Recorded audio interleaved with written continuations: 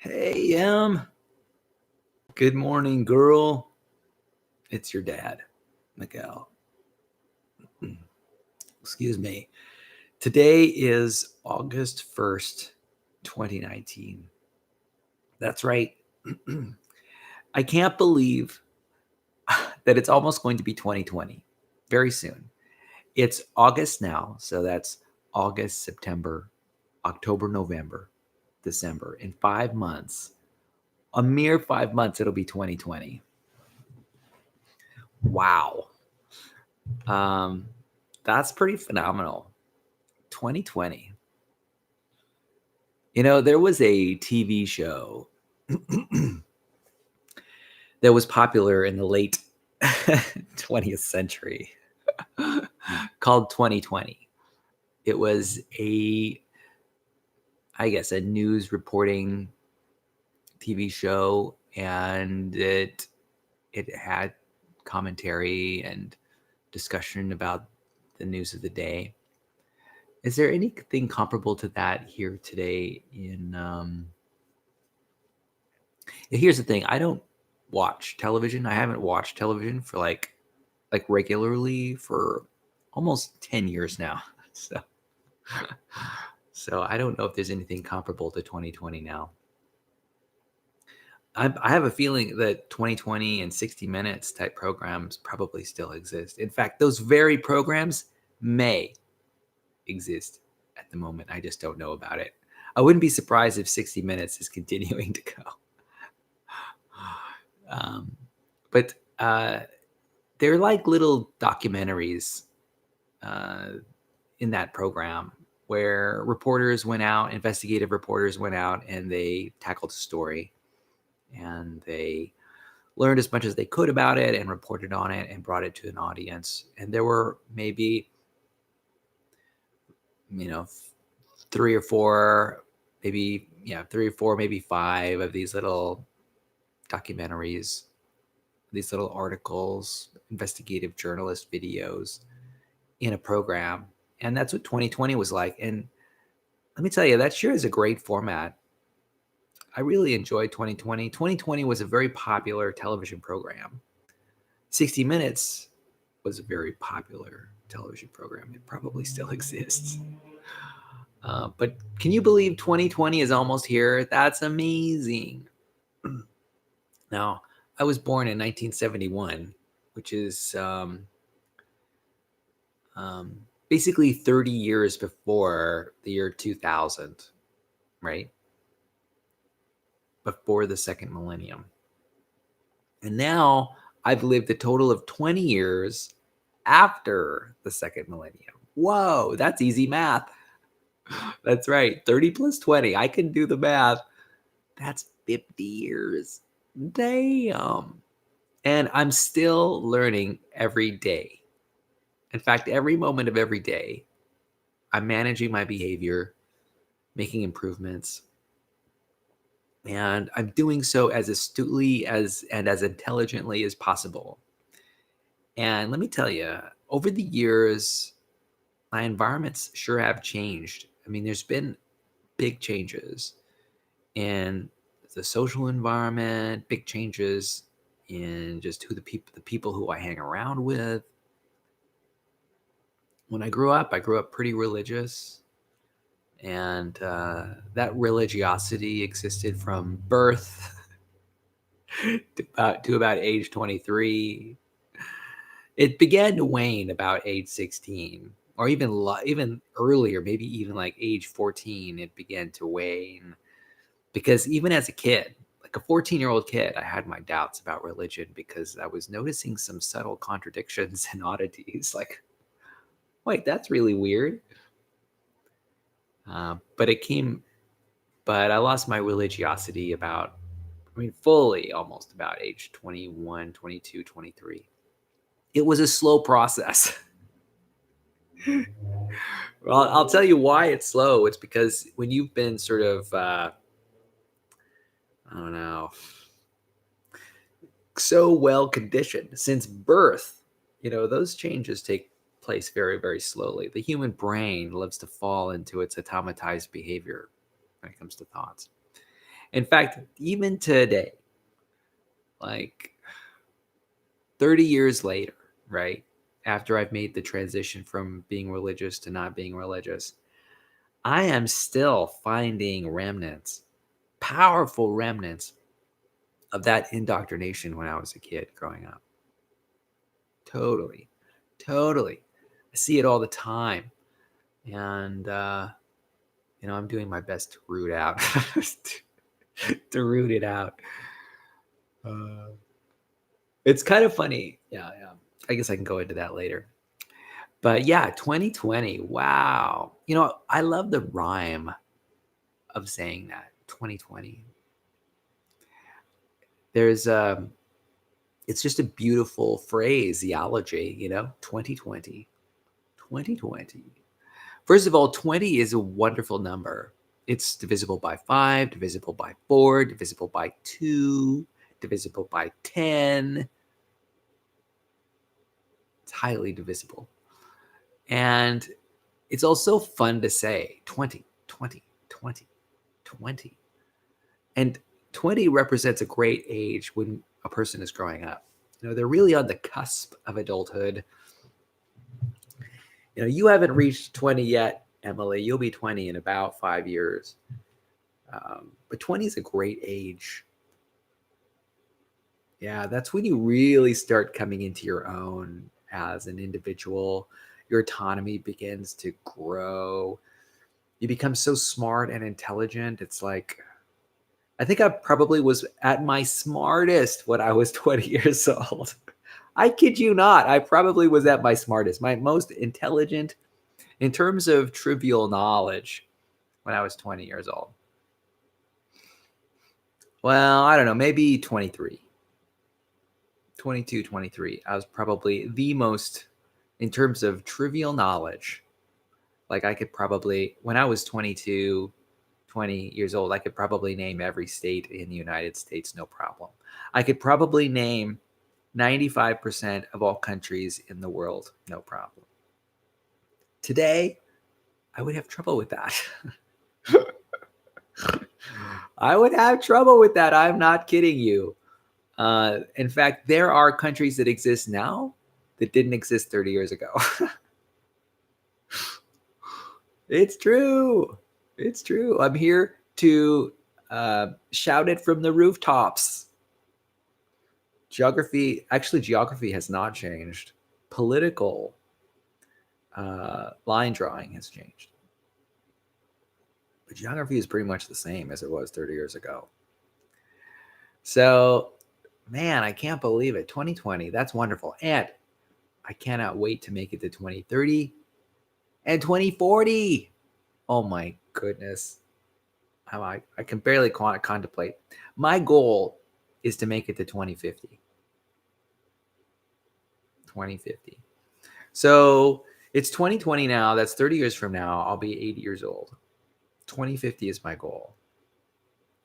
So, Miguel, you might ask, what is your plan for making it to the ripe old age of 80 years old in 2050? I don't have a goal. I need to encase myself in ice. I'm going to sleep in a refrigerator, sleep in a freezer. How am I going to do that? I'm going to hold cold ice cubes next to my forehead. I have no idea how I'm going to preserve myself that long. What do I think of the chances that I'll make it to age 80? I don't know. 50-50 chance. I'm hoping. I got my fingers crossed here, folks. My fingers crossed. Now, let me tell you something. Now, in the past, before recognition of the impacts of climate change, I would have said that there might have been an 80 or 90% chance that I could make it to age 80. But knowing what I know about climate change makes me a lot more skeptical that I'm going to make it that age. It's like, whoa, I'm thinking about the collapse of entire ecosystems in 30 years, not being unrealistic. We've already got the extinction of insect populations are dropping. I don't have to reiterate, and I'm not going to reiterate um, I'm not going to give you a summary of the sixth extinction on the planet Earth because we are in the midst of it. And I just hope that somehow I'll be able to make it to 2050. I'm going to try. Even if I have to dig a hole under the earth and start living underground, become a human mole, even if I have to transplant my brain into a computer mainframe, a computer memory bank, and just squish it in there, somehow I'll be conscious until I'm 2050, until I'm 80 years old. We'll see what happens. Maybe I'll have a USB port installed. A USB port implant. That's right here. No, actually, behind the ear would be better, please. Maybe behind the chin. There we go. That's where I want my USB port. I can download my brain into Amazon Amazon servers. Amazon servers. What is it? AWS. Amazon servers service. That's where I want my brain to be. Backed up in triplicate. We'll see. I don't know. I've been reading some amazing articles in medical news.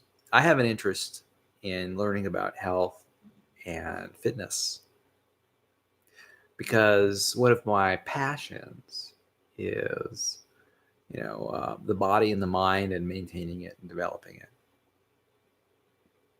And I've been reading some amazing articles about what scientists are doing now in the realm of cancer treatment.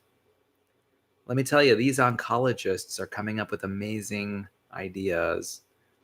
The one that I read most recently is that there's apparently a do not eat me signal that cancer cells transmit to macrophages that are surrounding them, telling the macrophages not to eat me. And there are two protein chains. We originally thought that there was just one protein chain. I think it's called P24. But there's another one called like P48 or something like that.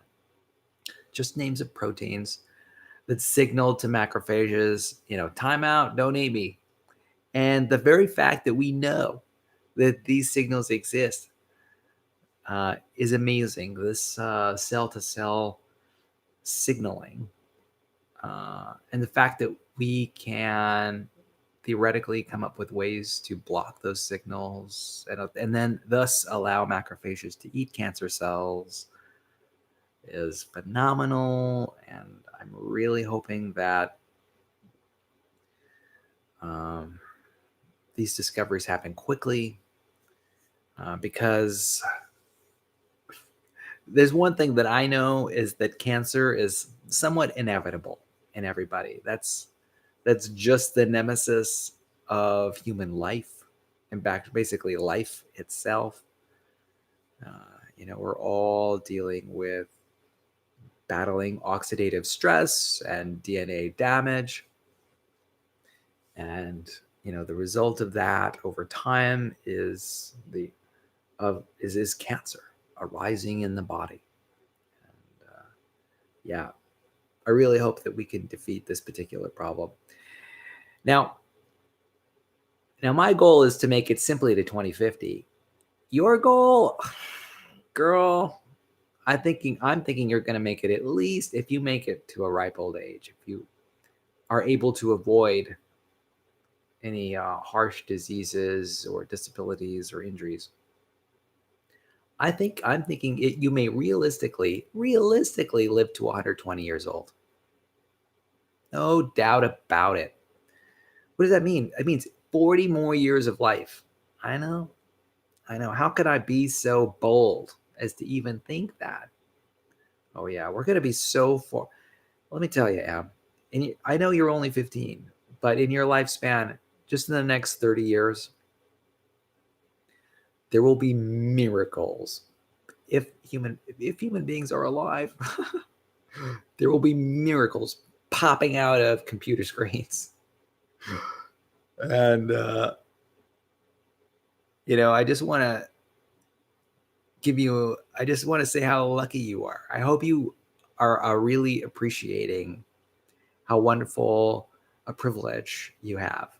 So here's the thing, and the thing that bugs me the most is that human civilization, was essentially well developed during the Egyptian dynasties thousands of years ago. This is in prehistory, and we really had it down. We had irrigation systems. We were building pyramids.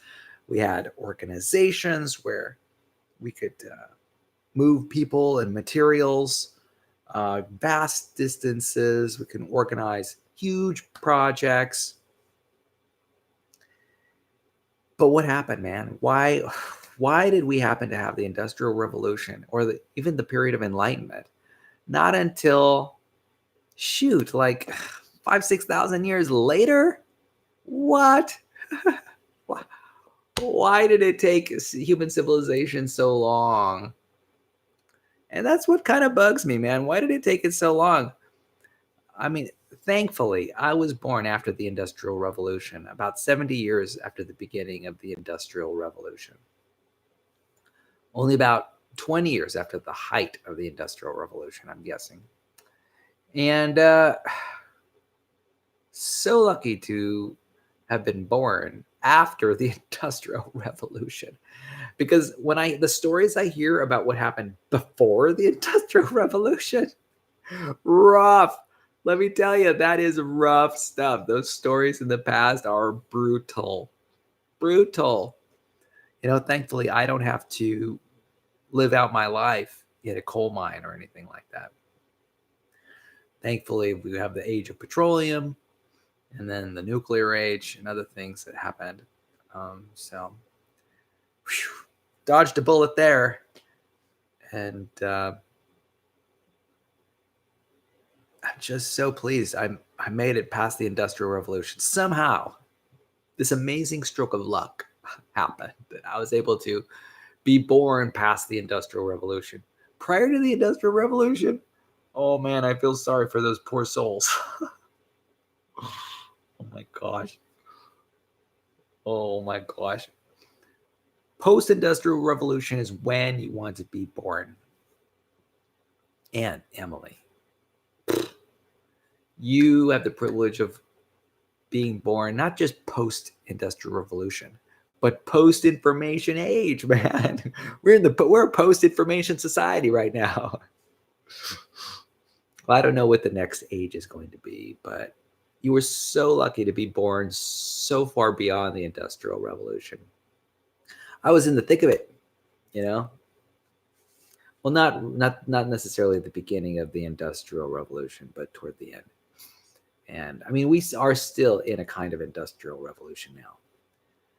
But so pleased, because I'll tell you, my life would have been a lot harder if I were born 50 years ago or 100 years ago. Dang. I don't know how those people did it, honestly. So they had to put up with a lot. And thankfully, I don't have to put up with that much. I mean, basically what I have to put up with is power outages twice a year that last for 3 seconds. Oh, thank gosh. What do I have to put up with? I have to put up with no Wi-Fi today. No Wi-Fi for 24 hours. Actually, no Wi-Fi through my home for 24 hours. I can use it on my cell phone. These are the things that I have to put up with. These are first world problems. What else do I have to put up with? Media and their intense negative bias about everything. That's not a big deal. I can easily put up with that. That's not a problem. I think a lot of people are having trouble putting up with that. but I have very little problem putting up with that because it's easy to change my behavior and come up with new perspectives now that we have the discipline of positive psychology burgeoning at the University of Pennsylvania and the American Psychological Association. Thankfully we've got resources, a lot of resources to draw upon. So, I am thankful for my first world problems. And Emily, I have a feeling that in 20 or 30 years, there won't even be first world problems. There will be like, it's kind of funny. I know there's like first world, second world, third world, but what happens like 50 years later? What are they still first, second, and third world? I mean, you can't get any better than first. Zeroth world. So, I can't imagine what your problems might be. You guys, your problem, I could imagine your problem would be like, oh, I was diagnosed with cancer for 3 days until I took the treatment for cancer. Right? I can imagine that being your problem. Or, yeah, I was in a car crash and I lost four limbs, and so I was out of commission for about 3 weeks. Yeah. Or I can imagine this. Oh, I was about to die of old age, but I took the pill, and now I took the old age pill, and now I'm set for another 40 years. Those are going to be zeroth world problems in the future. And so I don't know. I'm just happy to hand you that gift of being alive. And I hope that you, like me, are grateful for where I've ended up.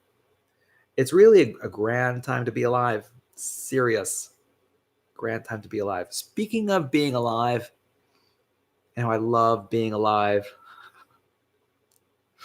I just love being alive.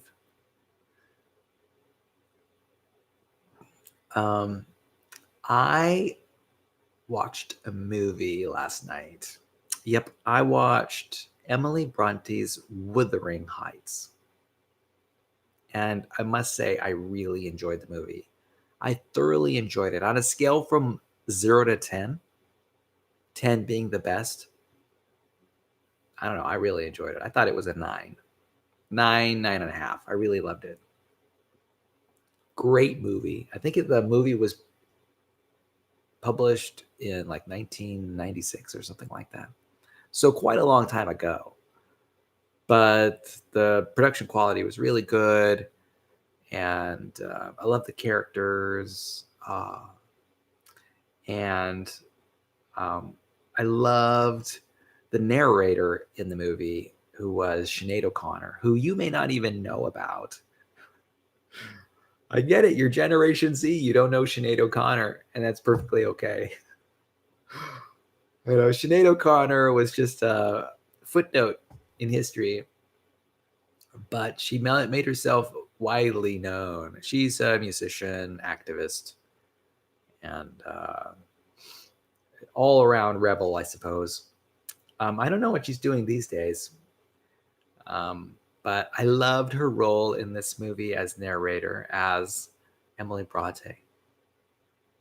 And, I'm really loving the fact that Emily Bronte's name is Emily, just like yours. Now, I think this movie, Wuthering Heights, was, not the movie, but the book was written back in the 1850s, which is a long time ago. Emily Bronte lived back in the 1850s, and whew, that was a long time ago. I'm thinking about, okay, what was life like 150 years ago? Actually, 170 years ago.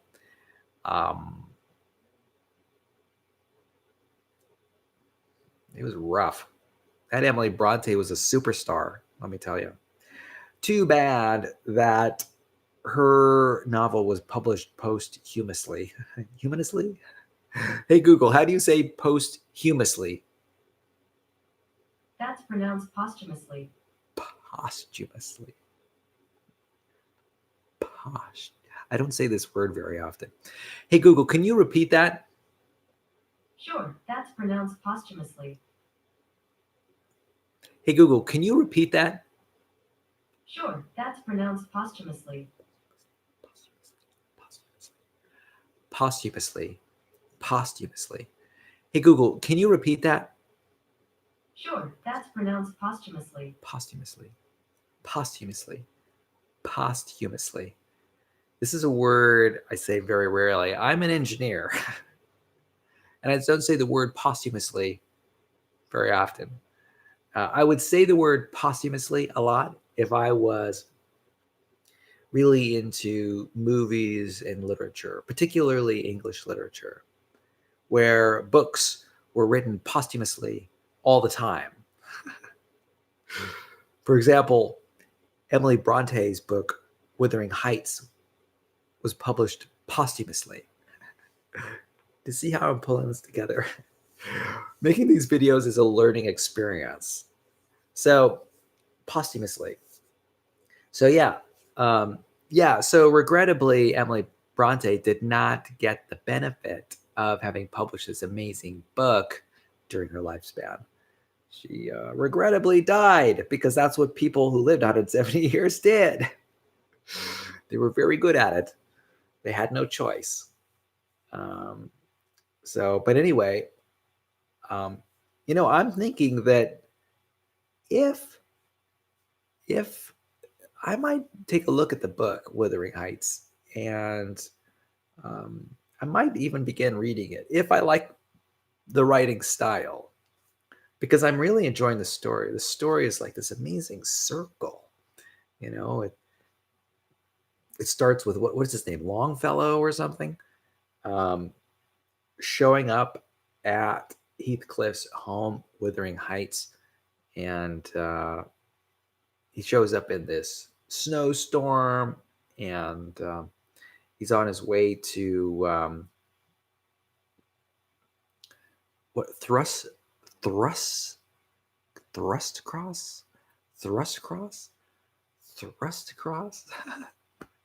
Oh my gosh, these words are so hard to say. Thrush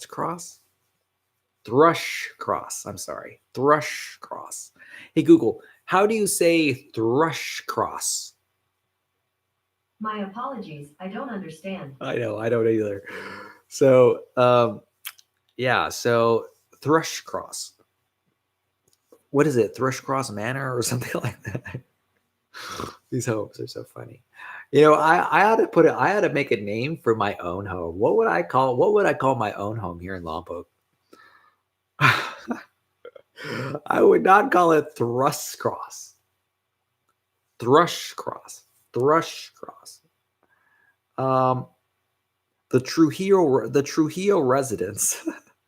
I think that's what I would probably call it in modern parlance. Um, let's see. What would I call it? A Lompokian Manor. The Lompogian matter. I don't know. But I like that they name their homes. One thing I got from the movie was just how important it was to own land and a house for power. A house, and I'm making references to the movie Wuthering Heights. You can lock a person in your house, apparently.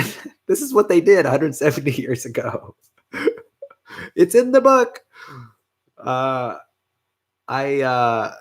You can do all kinds of things. You can live in your house. And what did Heathcliff do in his house? Oh, you can carve your initials in your furniture.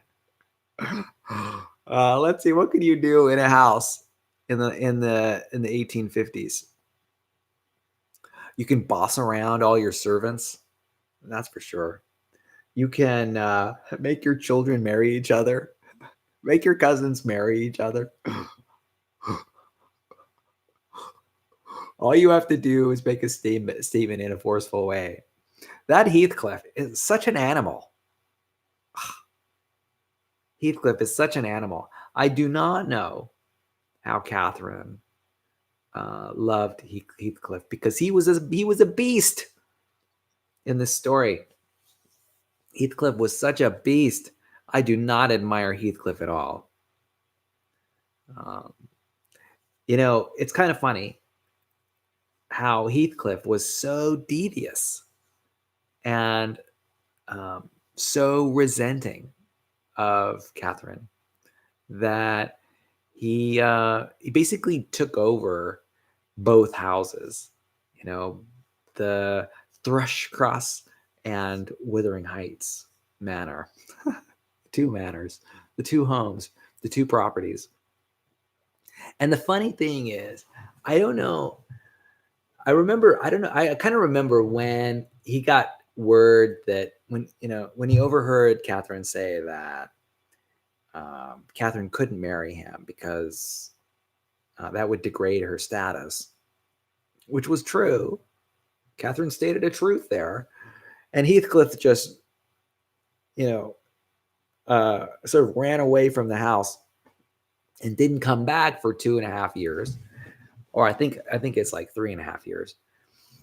But what's kind of funny is that he came back as like this wealthy and well-mannered gentleman. How did that happen?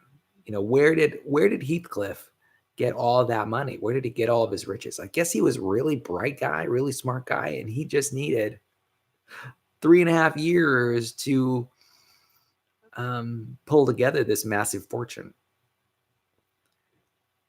And Emily Bronte does not go into that. Like, how did Heathcliff? I'm serious. How did Heathcliff amass so much wealth? I wish Emily Bronte would have gone into that, because I'm really curious about how Heathcliff did it. Through sheer brute strength and intelligence. That's true. Heathcliff was rather intelligent. But I don't know. I actually really like that actor. What is his name? Ralph Fiennes? Damn. Such a handsome guy. Such a good speaker. Powerful. Dark. What a dark character he had to play. But I really respect that actor very much. What an amazing story. Well, I was mentioning this the story line of Wuthering Heights and how it was this perfect circle, and how it talks about generations. So it's sort of like a generational story, where the author starts a chapter and it's like maybe 12 years later, and the children have grown, and the children start falling in love with each other, and it's pretty amazing. I really like that. I think Emily Bronte was a genius. And what I think was this stroke of genius was this her idea of like familial relationships, and how through the rules at the time of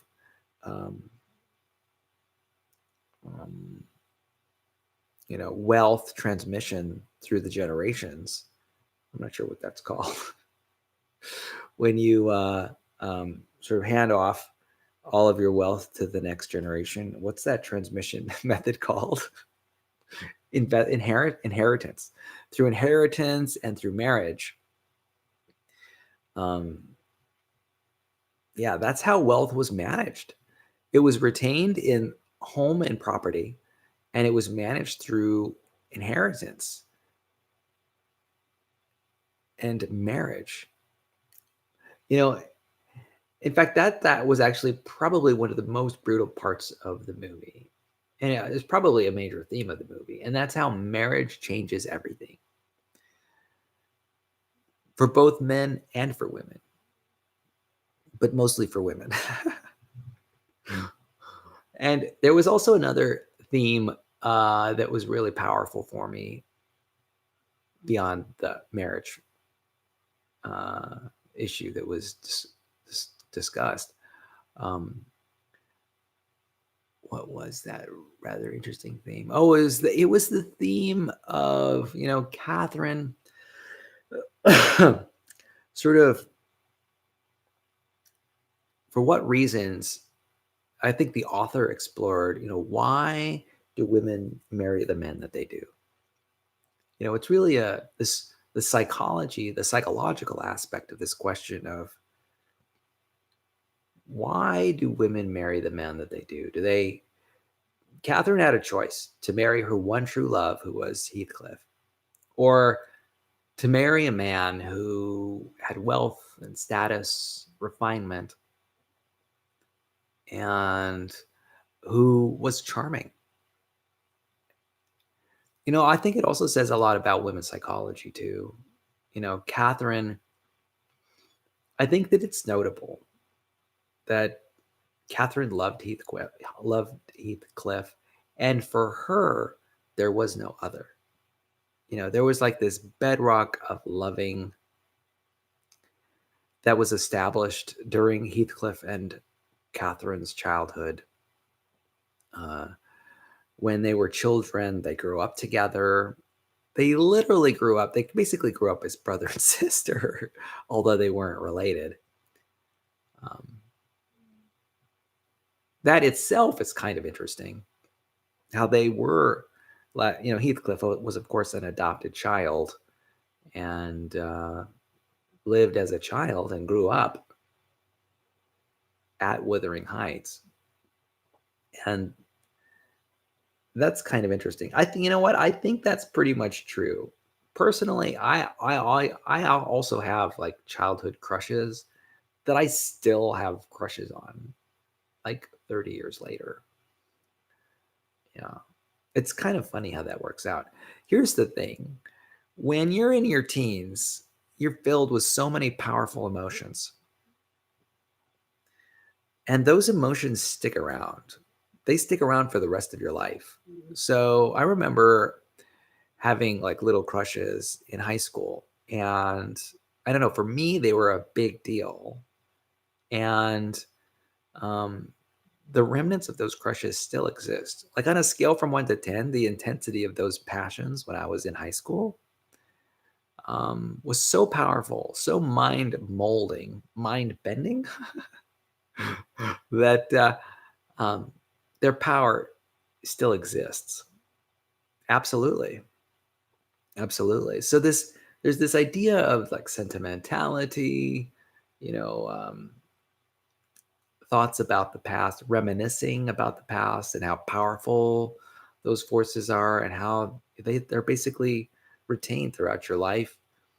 And that affection between Heathcliff and Catherine, existed throughout the years. It persevered throughout the years. And anyway, I think that is a true psychological fact. It's a fact that I've experienced. And Emily, as you're going through high school, I have a feeling that you're going through these very dynamic emotional times, and they will leave their mark. And so that's one psychological aspect. Another psychological aspect is that both these people, Heathcliff and Catherine, um, sort of established once and for all who their mate was going to be. And they did it at a very early age.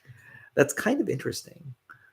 Um, sometimes I read articles, philosophical articles, psychological articles about monogamy and whether it's a manifestation of sociological rules only or physiological reactions only, or a mixture of both. It's probably a mixture of both.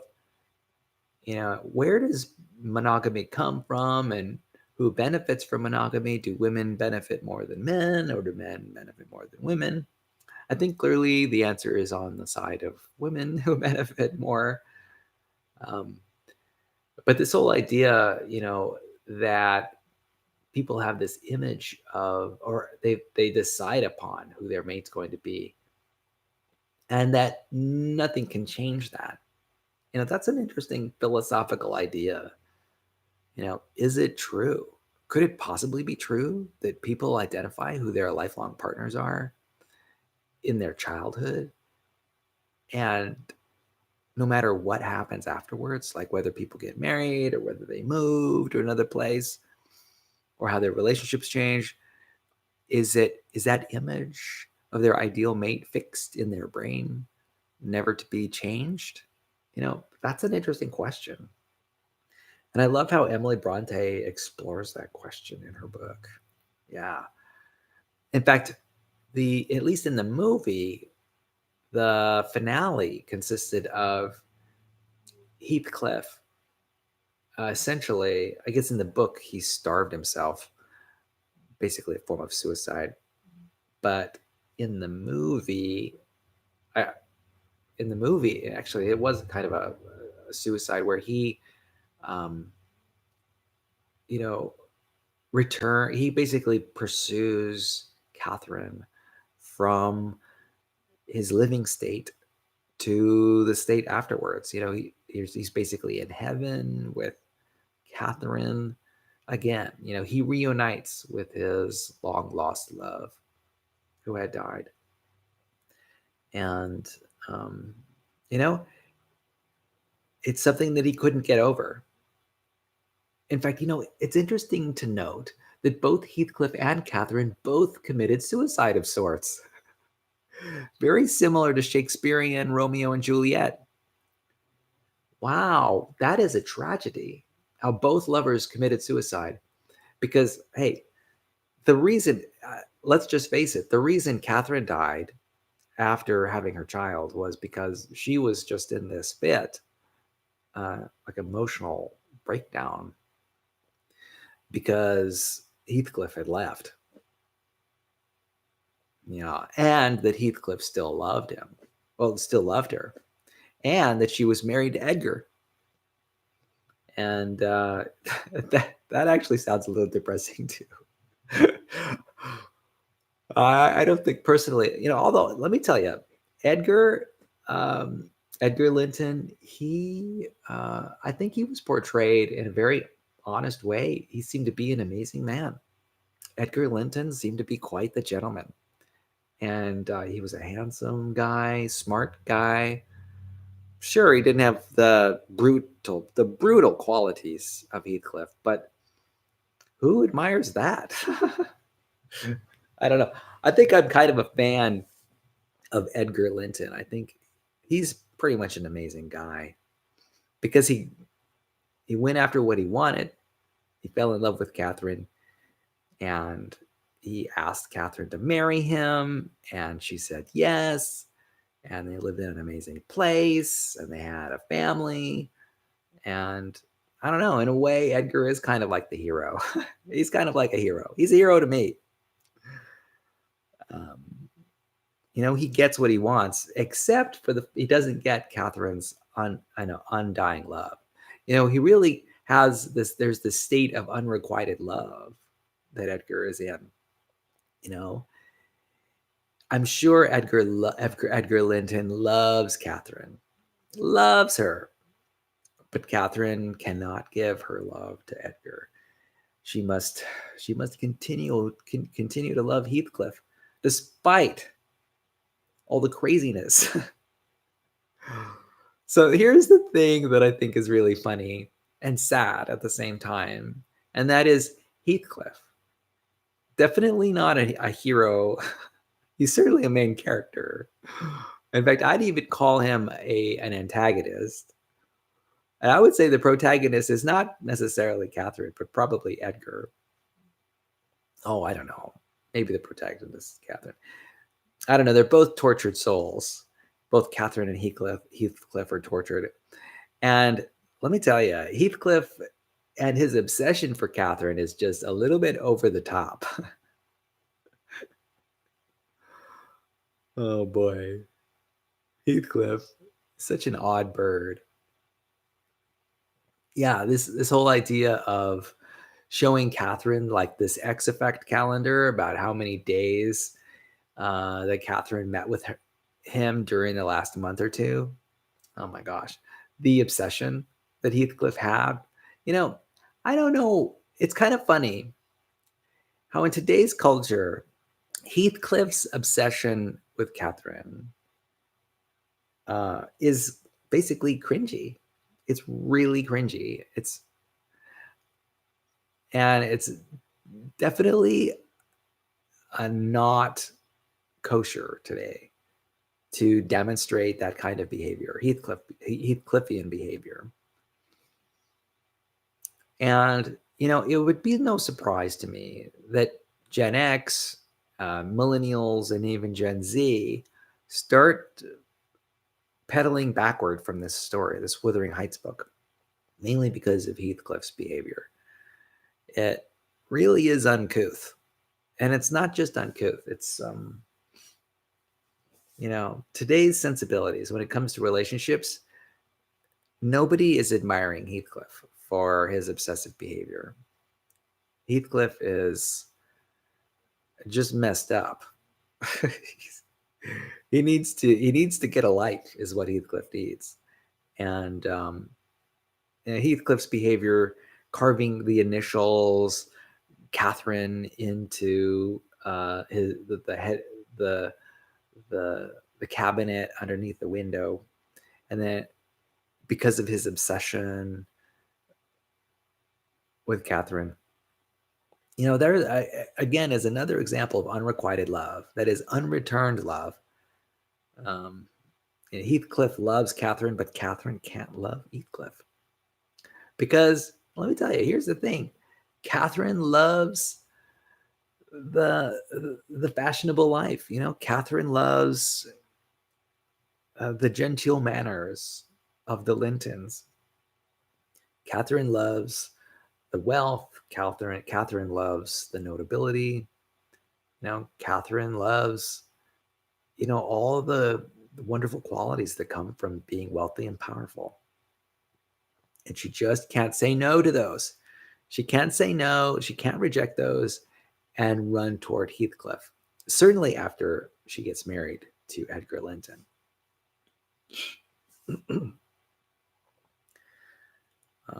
That's actually another interesting aspect of this whole story is, what marriage meant in the 1850s. Marriage, once you said those words that you were committed, once you said, I do, and you took the oath of marriage, then that was it. That was the end of the story. In fact, really, this whole story, Wuthering Heights, turns on that very fact that people can't escape marriage. The divorce was not common and was really proscribed. Today, Wuthering Heights would not exist. It could not happen. Mainly because people's focus on the enduring nature of marriage is gone. It's just evaporated. There are so many forces pulling marriages apart these days that if Wuthering Heights were to take place in today's civilization, in today's world, in a minute, Catherine would have divorced Edgar, and Heathcliff would have divorced who was his wife? The name is not coming to mind. Isabel. And Heathcliff would have divorced Isabel. Oh, no. Frances? No. Frances was who Edgar. No. Frances was who I'm trying to pull the names together. It was not Frances. Who married Heathcliff? That's what I want to know. I think Heathcliff married Isabel. But then I'm getting a sense that he didn't marry Isabel. Isabel Linton. Didn't he marry Isabel Linton? I think he might have. Anyway, those two folks would have gotten a divorce, and then they would probably have each had to have sold their properties. They would have had to sell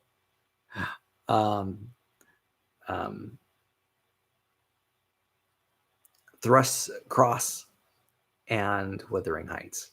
Definitely would have probably had to sell both those because the market would have probably the financial market probably would have tanked. The real estate market will have tanked, and those homes would have gone to third parties. Let me tell you, that's how it is in the world today. The whole transfer of wealth via marriage, because of the problem of divorce, just never happens. It's not. It happens initially, but it's never permanent because divorce happens. Now, I don't know how um, this how the second way of moving money around, through inheritance works, because I've never really been subject to inheritance. I've never allowed anything to be inherited. I've never sort of inherited someone below me, or I've never inherited anything from above, so to speak, from older folks. We'll see how that all works out. I don't know the details of inheritance and what the rules are these days. I have a feeling that society has changed so much that even in terms of inheritance, Wuthering Heights, the story of Wuthering Heights wouldn't have been able to happen. So it's kind of interesting how really this book, Wuthering Heights, is a snapshot in time. I think the movie's not I keep calling it the movie, but it's the book was set in 1801, 50 years after the book was written by Emily Bronte, which was published posthumously. Um, yeah, so really, it's kind of interesting. One thing that interests me is why women like this story. Really, while Wuthering Heights is an example of very fine English literature, and for good reason, I am noticing that there is definitely a gender divide in terms of appreciation for this book. This is a book loved by women, and it's loved by men too, but not as many. And I sort of ask myself, why is there this gender difference when it comes to love of this book? And here are some of my suppositions. I suppose that women in particular, love Wuthering Heights because it describes a conundrum that a lot of women have, and that is, they've got options in the romantic marketplace. They can marry whoever they want. They can marry their dearest love, or they can marry into higher status, higher social class. And those two things don't always align. And I have a feeling that a lot of women have that dilemma. Should I marry the man that I'm destined to love forever, or should I marry to jump into a higher social class? This is a choice that women have. A lot of women have this choice. And so I think what's great about this book for women is that it explores this concept of the decision. And I think it also explores another concept that I think resonates with a lot of women, and that is obsessive love. Obsessive love from men and how to deal. So, I think Heathcliff, as if I haven't mentioned it earlier, I don't care for Heathcliff. I don't like him as a character. He's extremely distasteful. He is an animal, an absolute animal. And, I don't care for his characteristics. I don't care for the way that he loves women. I don't care for his loving style. And because it has a really strong obsessive nature, and it's really focused on one person. So here's my idea. My idea is that a lot of women can relate to this kind of dysfunctional love style, and there's another aspect to it. I think for some reason, I don't know why, I think there might be this vibrational sort of relation, sort of connection with Catherine when it comes to this feeling of what I'd call sort of like an obsessive love quality.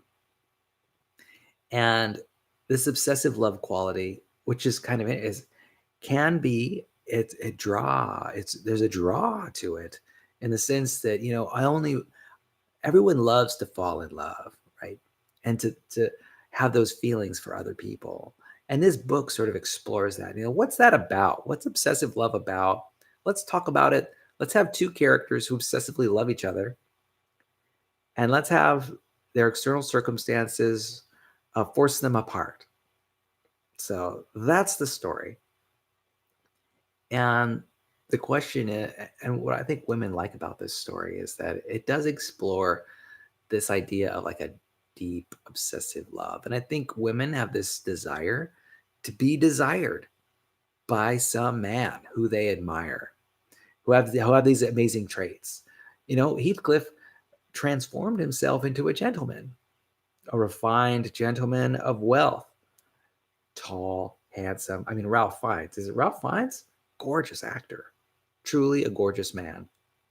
So he's good looking, he's wealthy, he's refined, and he has this obsessive desire for Catherine.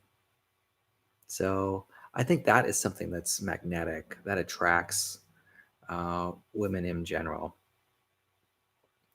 because it explores these ideas, yeah. What's kind of interesting is, although I've heard about Wuthering Heights a lot, and I've tried to read Wuthering Heights many times, unsuccessfully, I recognize it as being a notable book, and I must say that I love the movie. This movie adaptation was fantastic, extremely high quality. The actors and actresses. I'm loving the music and the backgrounds and the photography and the direction, and even the special effects were good. I'm serious. For 1996, great special effects. So this movie really is, a 9.5, maybe even a 10. It was that good. It was really good. I love the music, by the way. Oh my gosh, fantastic. Well, anyway, I just want to say, I want to tell you just how much I enjoyed watching Wuthering Heights, this movie, and I hope to talk to you a little bit more about it tomorrow. And I hope you have a fantastic day and a fantastic weekend. I'm gearing up for the weekend myself, and I'll talk to you later. Love you, girl. Bye-bye.